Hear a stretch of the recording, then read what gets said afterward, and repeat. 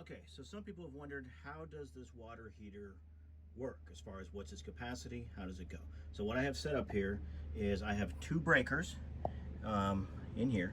One is my AC, and then all other devices are on this other breaker over here. So AC's off because I'm gonna go over here.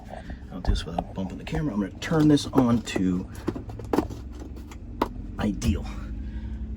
And I don't know if you heard, my generator outside just popped on. So my generator came up. I do have a gauge to look at my usage here. I should have shot that before, but I'm pulling 13 total amps right now. And this breaker is a 15, right? So with everything off, that's what I've got going on there. All right, so I was really curious, how does the shower really work? I mean, when do you start getting hot water? So here's a key thing I found. So when you start my shower, it's running, but it really won't start pushing hot water until I activate it.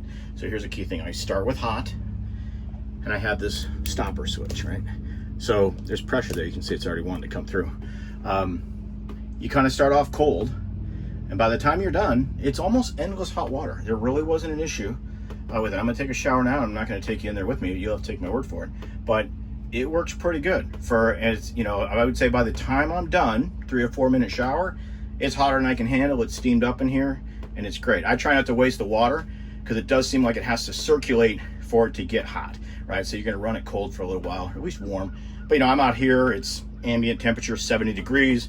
The water's not freezing, so it's pretty good. My shower setup looks like this. You know, I've got a toilet here. Here's a funny thing with my drain. So this drain is going straight into the gray water tank. And instead of a P-trap, I have a slapper valve. The only thing I found was the water doesn't have enough weight to open this, so the drain can get kind of sloshy. So I put this piece of PVC in there, and then it drains fine. Everything's good, so it's kind of a hack for that. If I were to do this over again, I would give my shower tray a little more slant towards the nose. I can go out there and crank my nose down and it flows just fine, but when it's level, it doesn't drain as well. So that's kind of, here, I'll turn it on, see what happens here. So, okay, so water's on, but I've got the stopper on. So, got good flow. It's lukewarm, totally would be a fine shower. You know, it's a little chilly, but it's not cold. Certainly on a hot day, it's kind of what you want. And it's after, and I've only got the hot turned on, right? I'm not even touching the cold. And I can see it starting to chug. We're starting to get some flow through here. Oh, the other thing, I didn't turn my water pump on. Hold on for that. So I forgot about that, very important part. Now I get my pump on, get some more water flowing. That was just what I had in ambient pressure. So here we go. Now it's warm to the touch. It's absolutely warm, good to go. I'm gonna shut this down. And I don't know if you can hear, the generator shot up. At least it's doing more revs. Still pulling 13 amps, but that voltage came up. So I'm gonna take a shower, and this is where I say goodbye.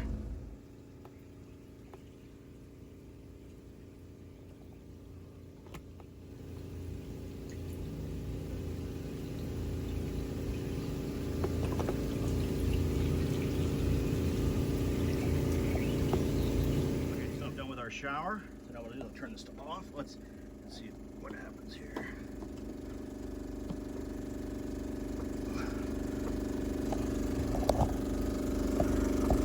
There we go. Now we're all the way to off.